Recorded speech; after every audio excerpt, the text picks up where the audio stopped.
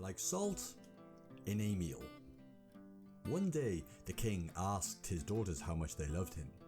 His eldest daughter said, "I love you like honey, father." And he was very pleased. His second daughter said, "I love you like sugar, father." And he was pleased as well. What sweet love his daughters had for him. When he asked his youngest how much she loved him, she told him, "I love you like the salt in your meal, father." What a practical love, not at all delightful. So the king, enraged by her answer, banished his daughter from the castle, unwilling to listen to any explanation. The princess journeyed far, distraught. Eventually she found employment with another emperor, working as a servant girl.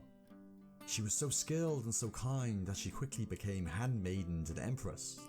One day, the empress's son was injured in a battle, and he returned home to be nursed back to health. The princess spent every day alongside the empress at her son's bed, and quickly he was healed. In that time, the prince fell in love with this charming servant girl, and he asked his mother if he could marry her.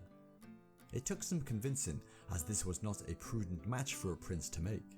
But in the end she was convinced, as she loved the young servant girl. The wedding day came, and the princess knew her father would be coming to the wedding totally unawares. So she cooked only his meal herself, ensuring the servant girl brought it just to him. And when the banquet was held, the king was flabbergasted at the taste of his food. So sweet, and without any real flavour. But he asked those sitting next to him, and they said it was the best meal they had ever enjoyed.